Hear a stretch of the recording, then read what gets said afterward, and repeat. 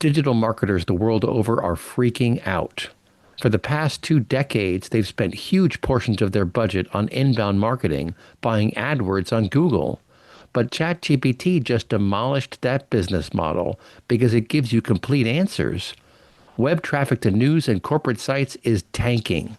What can you do about that? Check out this episode of Future Proof to learn the new trick, Generative Engine Optimization. The future is here already. It's just not evenly distributed. Yet. Today's world teems with innovation. The nexus of hardware, software, and human ingenuity promises a revolution in possibilities. What does tomorrow look like? Witness Future Proof. Eric Kavanaugh here, talking about how to get noticed by ChatGPT. It's a fun, crazy world. I've got Tom Ogenthaler with me from The Influence Marketer and Amisha Gandhi of Signal 8 Agency. And we're going to talk about what's happening in the market and why you should care. And what's happening is everything is changing. Folks, the foundation upon which inbound marketing has been based for the last, 20 freaking years is now collapsing. And we're seeing just tremendous disruption. This is a huge deal. All of a sudden, something that worked for 20 years doesn't work anymore. I mean, can you imagine what that's going to do? And what's interesting, too, is you think about Google and cookies. Remember when Google was going to stop third-party cookies and they were going to cancel that? And everyone's like, oh, my goodness, what are we going to do without Google third-party cookies? And then they're like, well, we changed our mind, so we're not going to cancel it just yet. But next year, we're going to cancel it, we promise. And then time passes, like, well, I don't know if we're actually going to do that or not.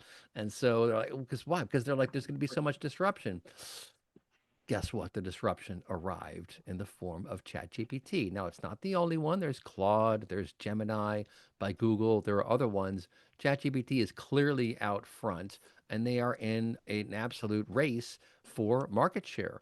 Now, I can tell you there are a lot of strange things happening in this space, folks. One of them is that we don't know what this stuff really costs. I mean, these organizations have invested billions and billions of dollars building these models. Grok, of course, is another one on Twitter. That's a whole new LLM out there, which is also doing some very interesting stuff. It's a fast moving environment. I'm kind of reminded of the Hadoop era, back when we had Hadoop and all these different Hadoop distributions, and there were like 5 and 6 and 7 of them. And then there were 6 and 5 and 4 and 3, and there was just a couple because it was just overkill and it didn't work that well. But this ChatGPT stuff, for its purposes, works very well. Now you have to be careful about how you use these things. You don't want to use it to run production systems, for example. You need a RAG model, retrieval augmented generation. You need all kinds of things. But in terms of our main topic of today, how do you get noticed by ChatGPT? Well, as you may have seen in my LinkedIn post, video killed the SEO star. It's now all about video. And there are a bunch of reasons for that. One, as we mentioned in our preview that we'll post separately on YouTube, the new engines like Gong, like Read AI, like Otter, like Fireflies, even Zoom has their own. I mean, they're a dime a dozen these days. They're all over the place. They can track all sorts of new dimensions. They can track things like tone of voice, confidence level, engagement level, thoughtfulness of questions, clarity of answers. All these things can be modeled and measured now. And I promise you, they're being modeled and measured. And of course, YouTube also does captions automatically for most of its videos, maybe not all of them. But if you publish a video on YouTube, it's going to transcribe it and there are going to be the captions baked in. And then search engines can scan through those captions. So how do you get noticed by ChatGPT? Well, long story short, first thing you got to do is think about what do you want to be aligned with in terms of prompts? Which kinds of prompts? What are the prompts people are typing in that are most likely being typed in that you want to align yourself with? So if you're an enterprise software firm that does analytics, obviously it's how do I get good analytics at an affordable price? You'll come up with any number of companies in that space. Then the other thing you do is write articles along the same theme. You have to be somewhat controlled about your messaging. Take that same thing, write about it in LinkedIn, write about it on Reddit, write about it on Medium, write about it on Forbes. Ideally, get different voices too, not just one voice. You want multiple voices in multiple places, because what ChatGPT is doing is it's trying to triangulate the truth. It does a web search first. It reaches out all over the place, finds 5, 10 articles maybe that look like they make sense, look like they're relevant, pulls all that into a cache, and then from that cache, it writes its summary that you then read, and it gives you the citations of where to look. So that's what you want to do. Now, it sounds easy, but you need to focus on trusted channels because, as I mentioned again in our preview, I promise you, OpenAI, Google, Perplexity, all these guys, Anthropic, they are building out their own reference architecture to know which sources are where for which topics. There's a semantic layer. I guarantee that's true. And then there's a layer, a reference architecture of actual channels, of websites, of of people on websites. So if you have a YouTube channel with lots of videos, that's good. If you have a LinkedIn page with lots of articles over many years, that's also very good. These are trusted channels. Leverage those channels, get your message straight, and then begin the process. And I'll also tell you, it's all ephemeral. This stuff does not last. So you have to keep going. You have to find your vein and just keep mining that vein, keep focusing on that vein, and keep pushing forward. And with that, I'll bring in the influence marketer, Tom Ogenthaler. Welcome back to DM Radio. What are your thoughts about the tumult we're experiencing right now? Well, it's pretty profound actually. And then, I know there's a term that's used in the technology industry, paradigm shift. And I really do think we're undergoing that right now, real time. And I can't I don't think there's any way to um, underscore it enough, because I mean it's happening on a day-to-day basis. And what I hear about from my clients is, well, how do we get in front of our buying audience more effectively? Right. Because all the brand marketing they're doing, or at least a lot of it, it's declining in value. And that's a couple of different things in play there. One is the general decline of trust, which Edelman Trust Barometer has been tracking for a number of years now, and it's really getting pretty bad. But that could also encompass a lot of other factors, right? I mean, there's a lot of distrust in the world in general about, governments and businesses and Right. yeah, I mean, it's everything. So it's not just this. I want to make that clear. But so the erosion of trust is one thing, but then the entire model that we've been operating under for the last 10 years or so has just collapsed. And businesses are no longer, they're not able to do the same things that they were and get results. So they're having to shift their strategies and their tactics to reflect that. And a lot of experimentation is going on, which I find personally kind of exciting. Mm-hmm. So, it's not the same old stagnant model, get some backlinks, get Right. some, get a Wikipedia page put up, the traditional things like that to drive SEO to your website. But now you really have to provide real value, right? So it's Mm-hmm. not do more, it's actually do better. So think internally from your own company perspective. Well, who are the authoritative voices inside your company? Well, I can tell you who they are. It's the CEO and the rest of the C-suite for starters, Mm-hmm. right?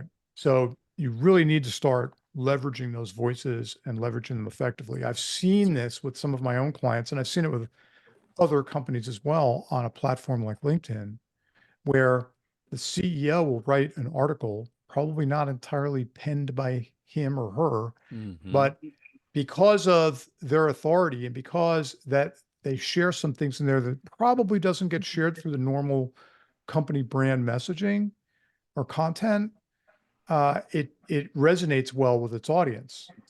So, I mean, that's one quick example. I mean, you've got authoritative voices inside your company, start leveraging them. That's one thing. Mm-hmm.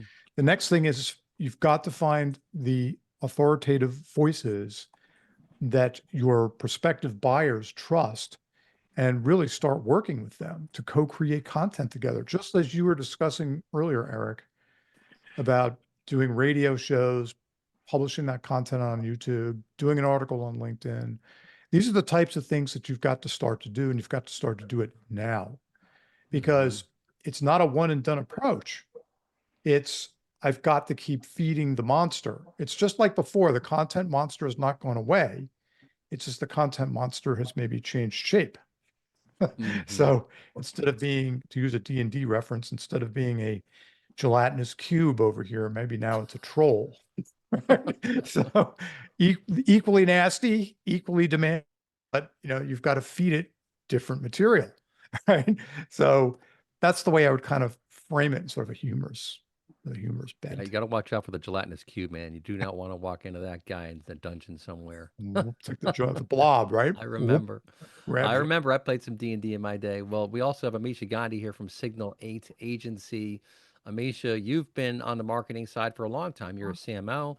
You've done go-to-market strategies. Go-to-market is turned upside down now, right? Yeah, it absolutely is. So you have marketing and sales and everyone else using their different AI tools. Look, AI has been around for a long time, right? So it's not something new, but it's because of the impact of generative AI, right? Like that both of you have talked about. And from, a CMO seat or VP of marketing seat or just from marketing's viewpoint, this is the biggest disruption to marketing visibility since social media went mainstream, if you remember that, right? So now we've Right. all spent all this time, like Tom, and you're talking about building all these SEO strategies, ranking for those competitive keywords, the answer box, right? Creating long form content, optimizing every page and link and whatnot, right? But in the last 6 months, I've watched even my, clients, their organic traffic is dropping by double digits from brands across all different industries, right? Not just tech. And so, in fact, one client of mine saw a 22% drop in a single quarter, not because the content was bad or had poor quality, but because tools, AI tools like ChatGPT, Perplexity, and Google's SGE are answering the questions directly, right? Without sending people to their sites, right? So that's really a big wake up call. And it's been for a while, right? It doesn't mean SEO is dead. It means, like Tom and you were saying, our old growth playbook is breaking, right? And the new one is about engine optimization, right? How do we create content that AI will trust, treat us as a source, surface, and then recommend, right? And so, in my experience, that comes from, like we've all talked about, video, customer stories, thought leadership interviews, product explainers. You need to have it in a human voice. It's contextual and it's incredibly hard for algorithms to fake, right? So, you're not using, Hmm. a lot of people are using ChatGPT to write answers that ChatGPT is going to find. That's not, we still need to add in a lot of humanness to that because that kind of content will keep brands visible. And I think it's, everybody's saying it's AI first discovery era. And that's how you can do that. Like you need to show real world impact, right? It's not just a theory. Mhm. We're, like I said, we're already seeing it in numbers. Brands that rely on SEO as their main lead, right, it's going down. So you need to think about LinkedIn, YouTube Shorts, TikTok. You need to create content in multiple areas and repeat the same message again so that you are being seen as the system can understand and trust you. And if you're not, you're invisible, right? So for one example is a SaaS company I worked with pivoted from just doing SEO blog posts. They actually did those blog posts, but now they also do short form video explainers. They Mhm. optimized it, like what you talked about, transcripts and metadata. And within almost 90 days, those clips began appearing in AI sourced answers and YouTube's recommended feed, right? Mm. Replacing some of that lost organic traffic. We also need to think about, we just talked about video, it's tone of voice, engagement cues, and human context. That is all those things that AI is going to take into context. It's more multidimensional in a way that text can't touch, right? So while the algorithms were just looking at the text, your AI is looking at all of these things, right? And so it gives you, if you're doing an authentic way, a real way for AI to read the delivery for authenticity and authority, right? So, for example, we're seeing videos featuring credible experts or influencers are driving 3x higher discovery rates on LinkedIn compared to static posts with the same message, right? So, Mm. that's those are some of the things that I'm thinking about, and clients are thinking about too. But it's just priorities are shifting for CMOs and for marketing, right? So you need to take some of your budget from pure SEO into content that's designed for AI discovery, right? Now you need to bake in authority signals, right? So bring in customers, experts in, recognize experts, and then repurpose it. Take that same piece of content and do it in multiple smaller video assets, do it in multiple different places, right? When you're speaking at a conference, and then you have to make sure you're consistent because if you're not consistent, you're not going to then be trusted, right? And that's going to Right. help feed those AI platforms, and then you're going to be seen as a trusted, consistent voice. Mhm. Yeah, I have a that's right. question. Then consistency really matters. Go ahead, Tom. I have a question for Misha. Yeah. So, Misha, you, I, and Eric have worked together on projects in the past for some notable clients. Yeah, And one of those types of projects was creating a podcast which could right. live on the company website somewhere. Yeah. What about content like that? Where do you see that fitting into the go-to-market strategy today? I mean, I think it's really important. So if you're thinking about doing something like that, people always think of doing podcasts and they think of top of funnel content. And that Mm, actually can be much more further in your funnel. Sure, people may join and see the podcast, but make sure that you have a whole demand gen campaign following, right? Somebody comes to the podcast, they click on it. Where do they go? Do they click on another web? Make sure you can invite them to a webinar and say, "Oh, you really like the stuff." Eric actually was the host of that podcast. Would you like to join the next thing? Or here's a follow up article, right? Or mm, here's the next podcast. So they're getting engaged in different areas, right? And then you have sales and say, hey, this person listened to 3 of the podcasts and they just signed up for the webinar. Here's the 3 areas they're probably interested in. And the webinar was focused on X, Y, and Z. Why don't you follow up, right? So now you have a very pointed way of following up with that prospect. The other thing is with AI, now you can see like how long they stay in you have all of these stats, right? And you can say, hey, they really listened until this point. So they probably didn't care about these other things. So I'm going to focus on the points that came before that, right? And you can also work with sales to say, hey, this person came to 2 of the podcasts. They've now been invited to a webinar. They're coming. They're coming next Tuesday. What? Here's the email that you now need to send on Wednesday morning. It says, hey, I Hmm. mm. noticed you're doing these things.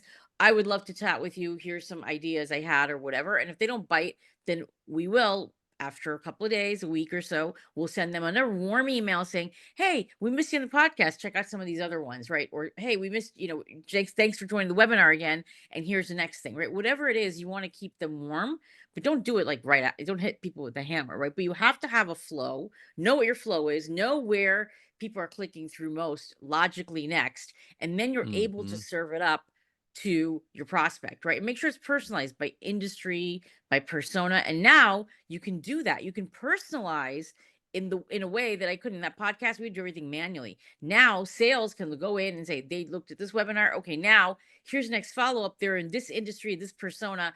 Here's the exact thing I need to send to them. Right.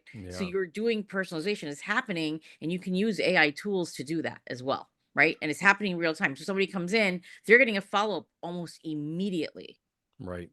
Yeah. And so the bottom line is personalization is key and really optimizing your outbound because outbound's still key. I mean, inbound is what's been jeopardized here. It's still there, but you just have to look for other signals. And we'll see. I guarantee you these big engines are going to be offering some advertising or some other way to capitalize on that. Just watch for that to happen soon. How to get noticed by ChatGPT? The short answer is long form video. Believe it or not, that's what they want. They want long form video because of all the richness of the content, because you can see people's faces. You know when they're smiling, you know when they're not smiling. And just to give you an idea, folks, if you've ever posted a video on YouTube, like of yourself doing a show, for example, my daughter always complains. She hates the photos that the Google algorithm uses to show. She's like, why do they always show you looking so weird? I'm like, I don't know, man. I can't control. I guess you could do your, maybe you can, maybe you Yeah. can choose your It's like thumbnails your new automatically. driver's license photo, actually. Yeah, right, exactly. They always have me going like this and whatever. What are you gonna do? These are algorithms, but the point is the algorithm picks something. So it's looking for patterns. And it's really wild what's happening here. I mean, you can't not think about this sometimes and just be absolutely amazed at what we're seeing, the ability to replicate imagery, to replicate words. I'll give you sort of an aside. I had a couple gentlemen on the show earlier this week from Everest Systems. It's a new ERP, and Amisha, you'll find this interesting because one of the founders of Everest was a guy that worked at SAP on S/4HANA, right? So HANA ERP systems, this new company Everest has a tool in their toolbox called AI Specify, and basically it allows you to do all sorts of searches to find competitors. Like, let's say you want to build a new application, it'll find any sort of competitor out there that's doing what you describe in natural language. So you describe it in natural language. It can actually scan GitHub to see who has code to do these kinds of things, whatever is publicly available. And then it gives you all these different dimensions that you fill out just in natural language, just talking with your team, for example, about what's going on. And then what happens, it generates the specs for you. So when Stefan Sigg showed me the specs that this tool generated, they were spectacular. I mean, it was incredible how detailed, how accurate. Now you have to be accurate in what you give these engines, and this is a Gen AI component. They also have all the deterministic stuff underneath, like your finances, your supply chain, your customer data. All that stuff is immutable, but it's connected to this sandbox in which you plan out your new functionality, your new business apps. Well, he showed me the specs and they're fantastic. And he made this statement that just blew my mind. I mean, it really struck me. He said, look, no human being can write specs that good. No human being can do that. And I was like, oh my goodness, that's crazy. Because think about how good a job ChatGPT does writing about, let's say, English authors of note. Anything that's been widely published, they're going to be very good about depicting back to you. Now, it's not to say you can't be part of those answers too. You can be, but it's little bit of gamesmanship involved here. So, just to kind of reiterate some of the things we've mentioned here, you want to be on video. You want to be on trusted channels like LinkedIn, like YouTube, like Instagram, like Reddit, places where these engines are pointing themselves.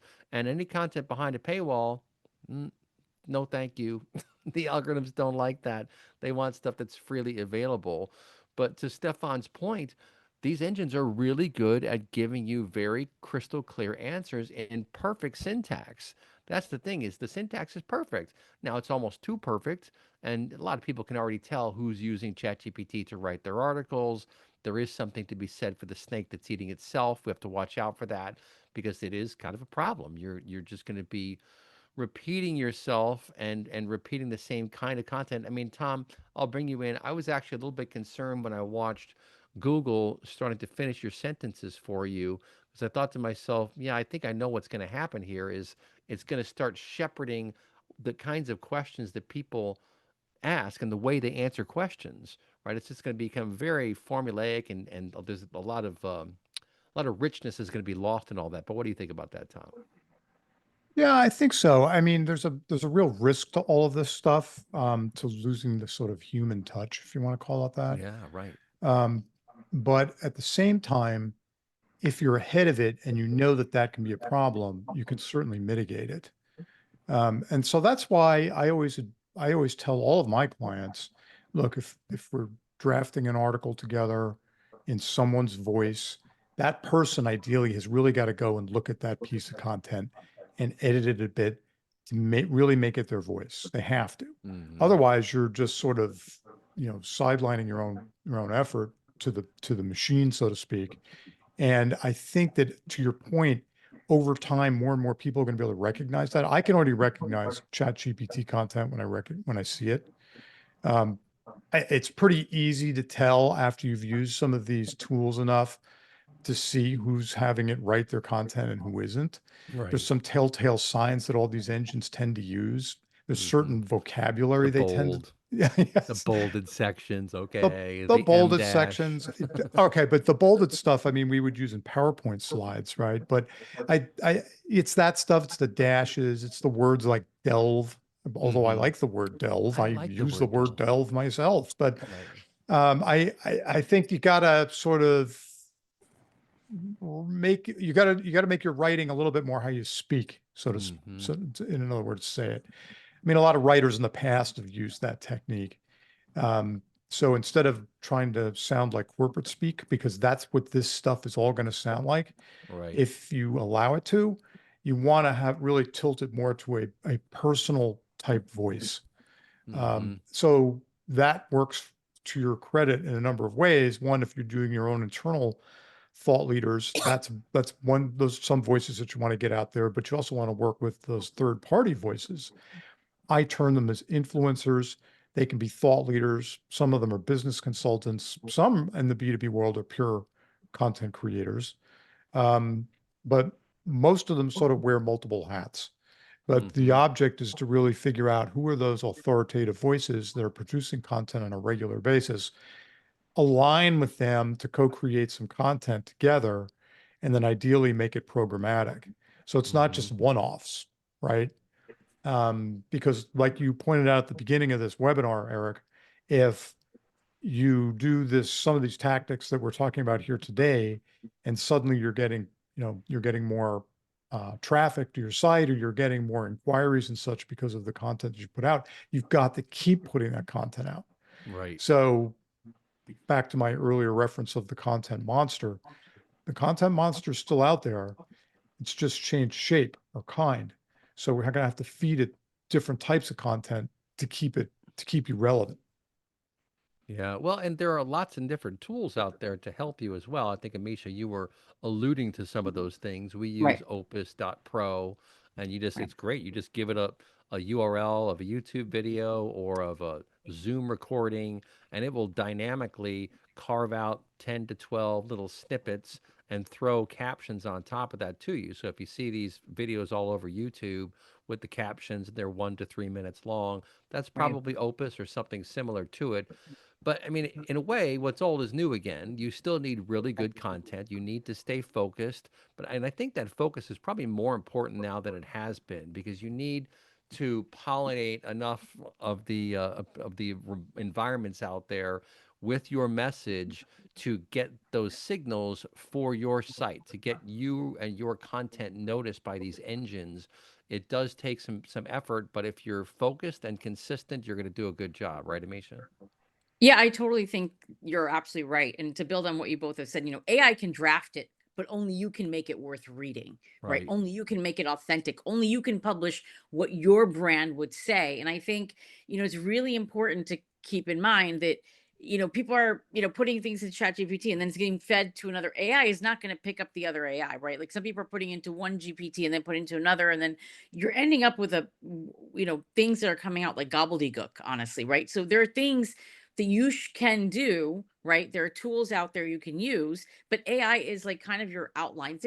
It's like your assistant. So when I use ChatGPT or Gemini or Canva, I treat it it's like somebody on my team. And I'm actually Hmm. training that person how to speak in brand and how to do things, right? But it's only going to give me, like, no one will ever have a first bad draft again, let's say, right? But I think, some things that you can do to use Gen AI without losing, authenticity. You think about research and intelligence gathering, right? Something to build on top. Like you can have your GPTs scan multiple sources and summarize trends and competitor positioning and emerging keywords. You can get all this information, right? Now you can, cross-check the AI's take with your own market. You're putting your own market knowledge, add in customer feedback, add in highlight points that matter most to your audience, right? You're putting that in, right? And then before launching a campaign, for example, we use ChatGPT to compile a snapshot of competitor messaging, then overlaid it with real quotes from customer advisory board calls, from what they've really found of value, and then we create a positioning doc that both had the data. It was market grounded, but we were able to counter kind of like the competitor messaging, right? So it became a much Mm. richer piece of content. And as you can see, yeah, there's the chat gpt content was in there, weaved in there, but it was really us like bringing it to that next level, right? Because that research intelligence gather is going to help you, and then it can also help you draft outlines and frameworks, right? So you can ask a Gen AI, say, hey, can you map a structure for blogs, webinars, or video scripts, right? So that helps your team